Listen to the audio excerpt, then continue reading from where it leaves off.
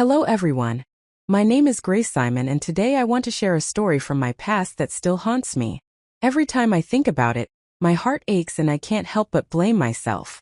It's an experience I wish I had never gone through.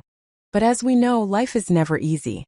This story began many years ago when I was just 18, living with my family in the beautiful city of London, a place full of charm but also its own dark corners. I once thought I had everything. My family is wealthy and both my parents are very successful. Make sure to subscribe to my channel so I can continue bringing you more fascinating true stories like this one. And don't forget to watch this video till the end and like the video because this story is going to be incredibly interesting. Please hit the like button to show your support. My father Thomas is a busy businessman and my mother Clara is an interior designer with impeccable taste. Despite their busy careers, my parents always made an effort to spend time with me and my two older brothers, Max and James. They are 2 years older than me, and if I had to describe them, I would say they are both incredibly handsome and charming. I've always been proud to have brothers like them. As the youngest, I was spoiled by my parents. They never let me want for anything, whether material things or love, but truth be told, I always felt that their love, no matter how strong, didn't compare to the love I received from Max and James. They were not just my brothers but also my protectors, my companions, always there to watch over and care for me. What made me feel that their love was different from my parents is that they always showed their care through gestures and actions. My parents' love was more about providing a comfortable life for me, but Max and James did more. They understood me in ways my parents sometimes couldn't. Whenever I felt down, they could tell even if I didn't speak a word. They were always the first ones I turned to when I needed to talk, listening without judgment. When I was younger, whenever I was hurt or picked on at school, it was always Max and James who came to my defense. I remember one time when my classmates teased me for the dress I wore, and I came home in tears. Both brothers not only comforted me but also went to the school to set things right. They didn't use violence, but their sharp words and cold demeanor made those bullies never dare to hurt me again. To me, they were heroes, always ready to stand by me whenever I needed them. I remember the evenings when the whole family gathered, but I always preferred to sit between Max and James. They would give me tight hugs, often joking over who would sit next to me. They always teased that I was their little princess and that it was their duty to protect me forever. Over time, I began to feel that their love was unlike anyone else's in the family. They were also the first ones to help me through the awkward years of adolescence. When I started feeling insecure about my looks, James spent time teaching me how to apply makeup, reminding me that I was beautiful just the way I was. Max helped me pick out clothes, calling me the cutest little sister in the world. They made me feel special, loved without conditions. In my eyes, my brothers weren't just family, they were my emotional anchor. When my parents were busy with work, Max and James were the ones who made sure I was never alone. They took me to school, helped me with my homework, and kept me company. There were nights when I couldn't sleep and I would knock on their doors. They'd always welcome me, telling me funny stories or just sitting with me until I fell asleep. Those small gestures made me believe that their love for me was deeper than what I received from my parents. But that love, the love I thought was pure, became the source of my greatest regret. It's a story that would take more time to explain. I'm not sure if anyone will truly understand, but everything that happened when I was 18 completely changed my life. When I find the courage, I'll share the rest of that memory with you. I remember everything so clearly. As the youngest in the family, I often did silly things without fear of punishment. Sometimes I would jump into their laps or sit beside them, as if it was the most natural thing in the world. Max and James were not only my brothers but also my closest friends, the people I felt most comfortable with. One warm summer afternoon, I stepped out of my bedroom. The sunlight streamed through the large window, filling the living room with a gentle, soothing atmosphere. Max and James were sitting on the sofa, engrossed in a TV show. I didn't know what they were watching, but they both seemed completely focused. As usual, I walked over absent-mindedly, rubbing my eyes. I didn't say anything but tiptoed closer. As I approached, I noticed that neither of them had noticed me yet. I grinned mischievously, jumped onto the sofa and plopped down on both of their laps. In surprise, Max jumped and James laughed, saying, "Little sister, what are you up to now?" I just giggled, said nothing, and settled comfortably on their laps, resting my head on Max's shoulder. "What are you two watching so intently?" I asked, but they didn't answer immediately. When I glanced at the TV screen, I realized they were watching a romantic film. At that moment, the movie reached its climax, an emotional scene where the characters embraced passionately and then shared a kiss. When Max and James noticed I was staring at the screen, they quickly became uncomfortable. James smiled awkwardly and, covering my eyes, said, "Don't look, Grace, this isn't a movie for kids." I laughed, wiggling out of his grasp. "I'm not a kid anymore. I'm 18," I teased. My voice carried a playful tone, but inside I was genuinely intrigued. Despite his attempts to cover my eyes, I tried to peek through James's fingers, still laughing as I teased them. In that moment, I unconsciously shifted my hand to keep my balance on James's thigh. I don't know if it was intentional, but my hand brushed against something in his pocket. The sensation, hard and warm, immediately made my heart race. I jerked my hand back, panic rising in my chest. I couldn't bring myself to look at James or Max, feeling an overwhelming rush of shame. "I'm sorry," I stammered, quickly getting up and running to my room. I slammed the door behind me and pressed my back against it, my heart pounding as though I had done something wrong. Sitting on my bed, I couldn't shake the thought of what had just happened. Was I overthinking it, or had it been an accident? The sensation from James's pocket kept playing in my mind, making my face flush. I wasn't sure what to think, but the shame was overwhelming. I wondered if Max and James would just laugh it off, but I couldn't stop replaying the moment in my head. Not because I had touched something inappropriate, but because I'd crossed a line without realizing it. It was the first time I noticed that the boundary between us, which I had always assumed was unbreakable, was more fragile than I'd thought. Later that evening, after hiding in my room for a while, I decided to go downstairs. I was hungry, and I knew my family was likely waiting for me, but I still felt embarrassed from earlier, unsure of whether Max and James were thinking about what happened. I told myself that maybe it wasn't as serious as I thought. Maybe they had forgotten. I quietly opened my door and tiptoed down the hallway, trying to avoid making eye contact with them. As I neared the living room, I paused to listen. It seemed empty, and I breathed a sigh of relief. I assumed they were in the kitchen or elsewhere. When I entered the living room, I was surprised to find it completely empty. How strange, I thought, and paused by the sofa where I had sat earlier. Just as I was trying to figure out what channel was on, I heard voices behind me. James' voice rang out, "What are you doing, Grace?" I jumped in shock, and Max laughed loudly, saying, "You look like a thief." I screamed in surprise, turning around to see them both standing there.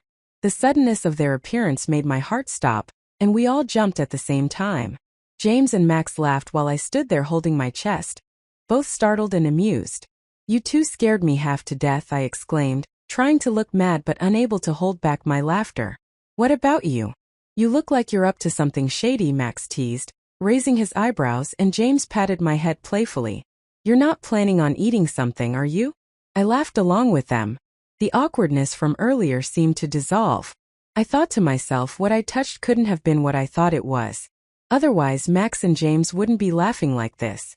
That thought gave me some relief, and I tried to act like nothing had happened.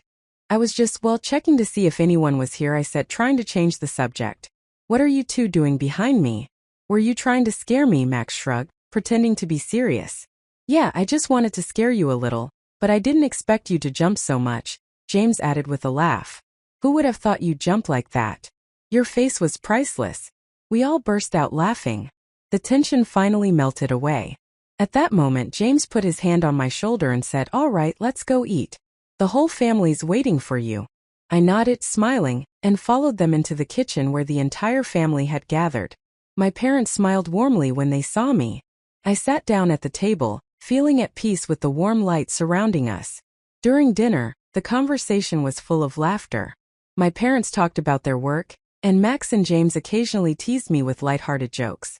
I joined in, and the earlier feelings of embarrassment seemed to fade away. After dinner, I helped my mother clean up the dishes, then went to my room to prepare for bed. As I lay in bed that night, I thought back to the events of the afternoon.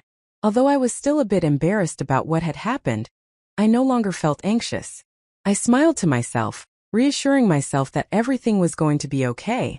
Max and James were still the best brothers I could ever have, and I fell asleep peacefully, convinced it was all behind me. But it wasn't.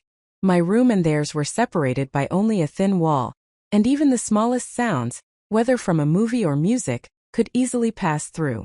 One morning I, who was known for sleeping in late, woke up at 7 a.m. at an unusually early hour. At first, I thought I had woken up from a dream I couldn't remember, or maybe the sunlight shining through the curtains had startled me. But as I woke up more fully, I realized there was an odd sound coming from the next room. My room was between Max and James' rooms, and our house had been built in a traditional style with thin walls, so if someone played music or watched TV loudly, the sounds could easily reach the other rooms. I was used to hearing Max and James chatting or playing games, but this morning the sound was different. It wasn't loud, but it was distinct enough to catch my attention. At first, I thought they were just watching an action movie or something similar, but after a few minutes, I began to feel something was wrong. The sounds were not like the usual noise from a movie. It was intermittent, sometimes slow, sometimes quick. My heart started to race, and a thought crossed my mind that made my face go hot. I didn't want to believe it, but as the sound became clearer, I was sure. It wasn't music or normal conversation.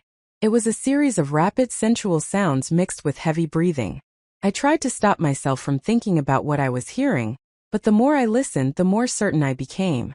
I could not ignore the fact that Max and James were likely watching something of an adult nature. A wave of embarrassment washed over me, and I wondered why I was awake to hear this. My heart beat so fast I thought it might burst, and my body felt like it was on fire. I raised my hands to cover my face, trying to push the inappropriate thoughts out of my head. This is private, I told myself, but what made it even stranger was hearing these sounds coming from their room. We had always been so close, and I never imagined I would be in a situation like this. I didn't want to hear it anymore, but the sound seemed to stick to me, growing louder. I sat up in bed, then quietly opened my door. I wasn't sure what I was going to do, but the anxiety in my chest made it impossible to stay still any longer. I walked softly down the hall, trying to make as little noise as possible, but as I reached the door to their room, the sound was so clear it felt like the walls no longer separated us. I stood still outside the door, feeling embarrassed and confused. My heart pounded in my chest, and my thoughts were a jumbled mess. I knew this was likely something that everyone experiences, but hearing it from Max and James' room was different. I didn't know how to react. I bit my lip, uncertain whether I should turn back or continue standing there. I pressed my ear against the door, trying to steady my breathing, but the noise seemed to burn away all rational thoughts. Part of me wanted to turn around and leave, but the other part was drawn in, unable to pull away from the sounds. Suddenly, the door opened and I stepped back in shock. James stood there, wide-eyed with surprise, like he'd just been caught doing something he shouldn't. I stood frozen, not knowing what to say. We both stared at each other in silence for what felt like forever. The silence was thick and suffocating, making it hard to breathe. James cleared his throat and tried to break the tension. "Grace, what are you doing standing here?" His voice was shaky, embarrassed, clearly trying to stay calm but failing to hide it. He scratched the back of his head, not meeting my gaze. James' face was flushed with embarrassment. I was no better. My heart was racing and my whole body felt hot. I lowered my head, avoiding his eyes, and murmured, I was just passing by. My words were weak, but they were the only ones I could muster in the moment. Just then, the sound inside the room stopped abruptly, and Max walked out from behind James. His face mirrored James' expression, red and full of awkwardness. He glanced at me, then quickly looked away, unable to look either of us in the eye. We all stood there, unsure of what to say. The tension between us was thick, and it seemed like no one knew how to break it. I gave a nervous smile, running my hand through my hair in an attempt to hide my discomfort. I was just passing by, I repeated, my voice trembling slightly. Nothing, I'm leaving. I turned quickly and rushed back to my room, wanting to escape the awkward situation as fast as I could. I could feel their eyes on me as I left, though I didn't look back. When I reached my room, I closed the door behind me and leaned against it, taking a deep breath. My heart was still racing, and I felt like I'd just been caught in something I shouldn't have witnessed. The embarrassment lingered in my chest, and I couldn't stop thinking about the moment. The way James and Max looked at me, the awkward silence that followed, it all replayed in my mind over and over. I tried to push the negative thoughts away, but the more I tried, the stronger they became. I kept telling myself that this was just an unexpected situation, something no one wanted to happen, but I couldn't help but wonder if it had changed things forever between us. A short while later, there was a knock on my door. My heart sank and I guessed it wasn't my parents because they usually just came in when they needed me. Could only be Max or James. I took a deep breath, trying to calm my nerves before opening the door. James stood there, looking just as embarrassed as before. He avoided my gaze, his hands fidgeting awkwardly. "Grace, I'm really sorry about what happened earlier," he said, his voice soft. "It's not what you think. We were just watching a movie, and maybe the timing wasn't right." I stood there for a moment, hesitating. I could see the uncertainty in James's eyes. Then Max stepped into the doorway behind him. He looked just as uncomfortable, his eyes darting between me and James, trying to find the right words. No one said anything for a few moments. The silence was thick again, and I knew we were all trying to figure out how to move past this. I realized that if this awkwardness continued, it would only make things worse, so I decided to break the silence. I smiled awkwardly, trying to act casual despite the tension. "Come on, I didn't mean it," I said. "Don't look so tense. I was just passing by." "Really?" Max, and a glance, as if silently communicating. After a brief pause, James let out a sigh, his smile returning slightly. "Really, Grace, you're okay with this? You're not uncomfortable?" I quickly nodded, trying to reassure them both. "Yeah, I'm fine. Honestly, I think we're all just a little awkward about it." Then, to make things easier, I suggested, "How about the three of us sit down and talk? Maybe it'll help us clear the air." Both Max and James seemed surprised by my offer, but after a moment of hesitation, they both agreed. We went into my room and I sat down on the bed. I decided to make a joke to ease the tension. I looked at Max and teased, "So the movie was so good you both forgot about time?" Max laughed awkwardly and covered his face with his hands. "Come on, Grace, stop teasing me. It's just that we didn't expect you to hear." "Really?" I raised my eyebrows playfully. "I thought you guys turned it up so I could hear." We both laughed and the awkwardness melted away. After a while, my curiosity got the best of me and I glanced at Max and James, wondering if I should say what had crossed my mind. After a brief moment of hesitation, I gathered the courage to speak. "How about we try something like in the movie?" The words came out before I could stop myself. I wasn't sure how they would react, but I felt a surge of curiosity that I couldn't ignore. Max and James looked at me in surprise. "Are you serious?" James asked, his voice full of confusion. I nodded, trying to keep my expression serious. "I was just curious. It wouldn't hurt to try, right?" I said softly, not daring to look at them directly. "No way," Max replied immediately, shaking his head firmly. They both turned away, clearly uncomfortable. But I wasn't ready to give up. I squeezed both of their hands to reassure them and myself. "Just try it once. I want to know what it feels like." After a long silence, James sighed and finally spoke. "Okay, but just this once, and we keep it a secret. No one can know." His voice was low, emphasizing the importance of the boundaries. The room was quiet except for our breathing. My heart raced as we began, each movement careful yet full of intensity. I couldn't tell how much time had passed, but it felt like everything in the world had faded away, leaving only us. When it was over, the sunlight streamed through the room and there was a peaceful silence. We didn't speak, just lay next to each other, breathing evenly. The tension that I had feared was gone, replaced by an even deeper connection. We headed to the kitchen together to prepare lunch, and everything felt unexpectedly natural, like nothing had happened.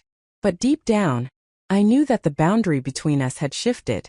As we sat down to eat, James smiled at me and asked, "Are you okay?" I nodded, returning the smile. "I'm fine, and I think I love you both even more now."